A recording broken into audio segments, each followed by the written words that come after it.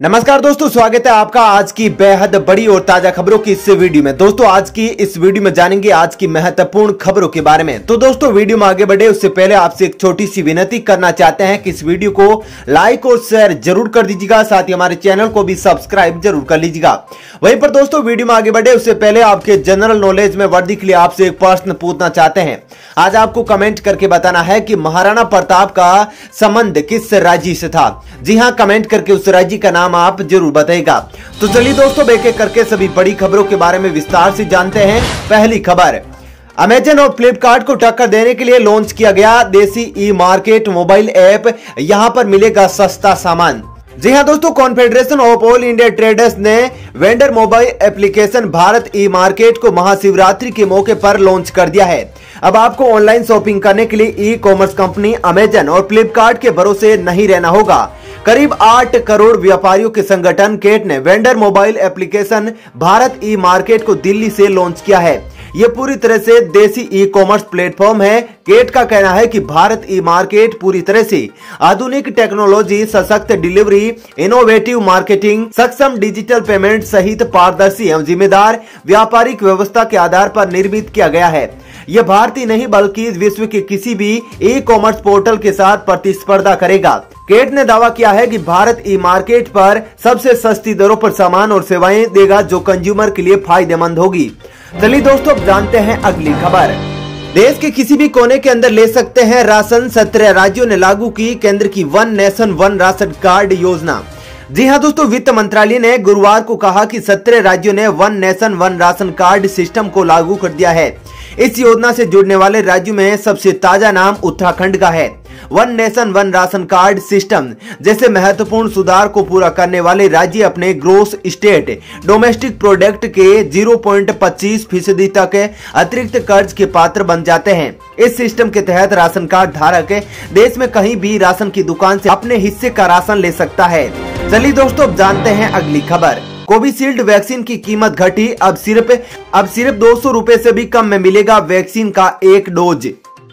जी हां दोस्तों, कोरोना महामारी के खिलाफ पिछले तकरीबन 2 महीने से देश में वैक्सीनेशन अभियान चल रहा है। इस अभियान के लिए सीरम इंस्टीट्यूट ऑफ इंडिया की कोविशील्ड और भारत बायोटेक की कोवैक्सीन को मंजूरी दी गई है।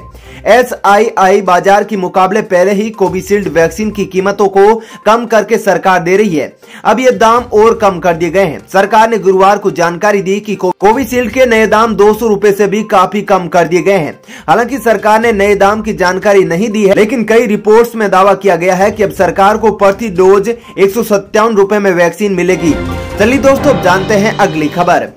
सऊदी अरब ने बंद की चीन की 184 वेबसाइट्स, लगाया ये आरोप। जी हां दोस्तों, सऊदी अरब ने खराब मिलावटी सामान बेचने और फर्जी ऑफर देने को लेकर 184 चीनी वेबसाइटों को बंद कर दिया है।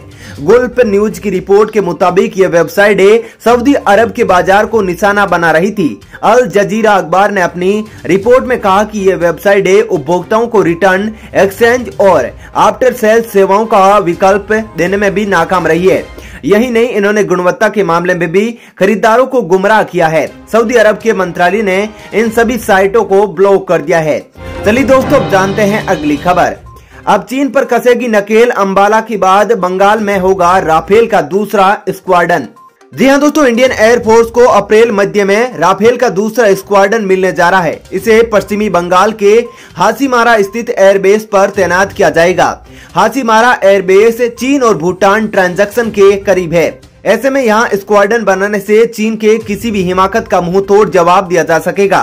राफेल का पहला स्क्वाड्रन अंबाला एयरफोर्स स्टेशन पर है। राफेल फाइटर जेट के पहले स्क्वाड्रन में 5 फाइटर जेट शामिल है। चलिए दोस्तों अब जानते हैं अगली खबर।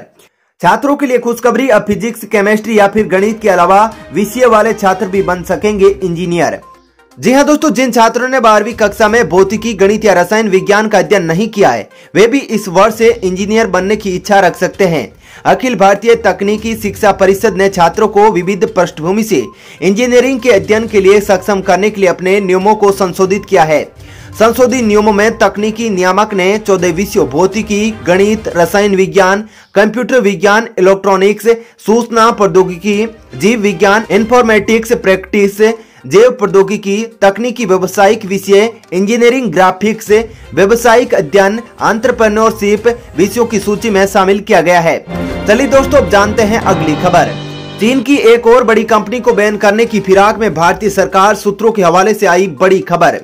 जी हां दोस्तों, सुरक्षा कारणों की वजह से भारत सरकार चीन की हुआवेई को बैन करने की तैयारी कर रही है। जून तक इसको लेकर फैसला ले सकती है। भारत सरकार के 2 अधिकारियों ने कहा कि चीन के हुआवेई द्वारा बनाए गए दूरसंचार उपकरणों के उपयोग से भारत के अपने मोबाइल करियर को रोक सकती है। भारत सरकार सुरक्षा आशंका और भारतीय निर्माताओं की अधिक दूरसंचार उपकरण बनाने की इच्छा के कारण चीनी कंपनियों को बैन करने के मूड में है। आपको बता दें कि इससे पहले हुआवेई को अपने देश में बैन कर दिया था। चलिए दोस्तों जानते हैं अगली खबर। अब केस और कार्ड रखने की नहीं पड़ेगी जरूरत, आ गया कॉन्टैक्टलेस वेयरेबल डिवाइस करेगा आपका पेमेंट। जी हां दोस्तों, कोरोना वायरस संक्रमण के बाद कॉन्टैक्टलेस और डिजिटल पेमेंट का खूब इस्तेमाल होने लगा है। अभी तक सिर्फ लोग टच एंड पे और यूपीआई पेमेंट का ही इस्तेमाल करते रहे हैं, लेकिन अब घड़ी की मदद से पेमेंट करने की तकनीक आ गई है। इन्हें वेयरेबल पेमेंट डिवाइस भी कहा जाता है। हाल ही में स्टेट बैंक ऑफ इंडिया और एक्सिस बैंक ने डिजिटल पेमेंट को बढ़ावा देने के लिए वेयरेबल पेमेंट की शुरुआत की है।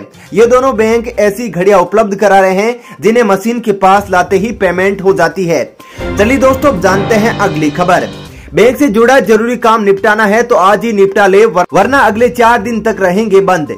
जी हाँ दोस्तों, जिन लोगों का राष्ट्रीयकृत बैंकों में खाता है, उनका अगर बैंक में कोई बेहद जरूरी और महत्वपूर्ण काम है तो इसको जल्द से जल्द निपटा लेने का आज का ही मौका है, क्योंकि शनिवार से मंगलवार तक बैंक लगातार बंद रहेंगे।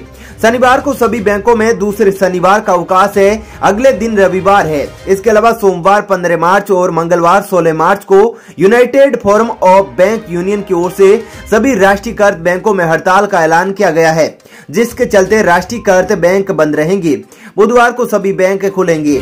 चलिए दोस्तों जानते हैं अगली खबर। देश में आजादी के 75वें साल की जश्न की शुरुआत मोदी दांडी मार्च को दिखाएंगे हरी झंडी।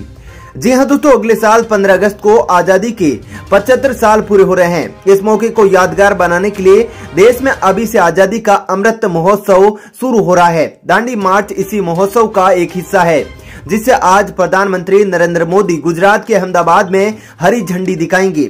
पीएम मोदी दांडी पुल से प्रतीकात्मक दांडी यात्रा पर भी निकलेंगे। उसके साथ मुख्यमंत्री विजय रूपाणी भी प्रतीक रूप में पैदल मार्च करेंगे। इस यात्रा में केंद्र और राज्य के कई मंत्री भी शामिल होंगे। चलिए दोस्तों जानते हैं अगली खबर। चीन ने फिर चली चाल, ब्रह्मपुत्र नदी के ऊपर भारत के विरोध के बावजूद बनाएगा पुल। जी हाँ दोस्तों, क्वाड की बैठक से ठीक पहले एक बार फिर चीन ने अपनी पुरानी चाल चलते हुए भारत को उकसाने की कोशिश की है। भारत के विरोध के बावजूद चीन की संसद ने ब्रह्मपुत्र नदी पर बांध बनाने की योजना को मंजूरी दी है। चीन अरुणाचल प्रदेश के सटे तिब्बत के इलाके में ब्रह्मपुत्र नदी पर हाइड्रो पावर प्रोजेक्ट बनाने की तैयारी कर रहा है। पिछले कई महीनों से पूर्वी लद्दाख में जिस तरह से भारत और चीन की सेनाओं के बीच तनाव की स्थिति बनी हुई है, उसके बाद ब्रह्मपुत्र नदी पर बांध बनाने की तैयारी दोनों देशों के रिश्तों को और कमजोर कर सकती है। चलिए दोस्तों जानते हैं अगली खबर। होली से पहले मिल सकती है पीएम किसान योजना की 8वीं किस्त, फौरन कर ले ये काम। जी हाँ दोस्तों, प्रधानमंत्री किसान सम्मान योजना के तहत केंद्र सरकार लाभार्थी किसानों के खातों में जल्दी 2000 रुपए की 8वीं किस्त जारी करने वाली है। माना जा रहा है कि अगली किस्त होली से पहले डालकर सरकार किसानों को तोहफा दे सकती है। बता दें कि हर वित्त वर्ष में सरकार किसानों को 6000 रुपए की मदद देती है। किसानों के खातों में यह रकम सीधे ट्रांसफर की जाती है। हर 4 महीने के अंतराल पर सरकार 2-2 हजार रुपए की रकम 3 किस्तों को भेजती है। चलिए दोस्तों जानते हैं अगली खबर। SBI multi option deposit scheme, जब जरूरत होगी तब निकाल पाएंगे एफडी का पैसा। जी हाँ दोस्तों, टैक्स जमा करने की आखिरी तारीख नजदीक है। ऐसे में टैक्स पेयर्स छूट लेने के लिए इन्वेस्टमेंट की तरफ ध्यान दे रहे हैं। आज के दौर में भी फिक्स्ड डिपॉजिट यानी एफडी एक पसंदीदा इन्वेस्टमेंट बना हुआ है। इसका बड़ा कारण इस पर मिलने वाला रिटर्न है। लेकिन फिक्स्ड डिपॉजिट के साथ समस्या है। आप बैंक को एक निश्चित समय के लिए अपना पैसा दे देते हैं। State bank of India multi option deposit scheme एक तरह का फिक्स्ड डिपॉजिट स्कीम है, जहां पर आप जरूरत के समय 1000 की गुणा पैसा निकाल सकेंगे। अधिक जानकारी के लिए आप एसबीआई की वेबसाइट पर जाकर इस स्कीम के बारे में पूरी डिटेल से जान सकते हैं। चलिए दोस्तों, फिलहाल इस वीडियो में इतना ही। ऐसी ही खबरें देखते रहने के लिए आप हमारे चैनल को सब्सक्राइब कर लीजिएगा, साथ ही इस वीडियो को लाइक और शेयर जरूर कीजिएगा। धन्यवाद।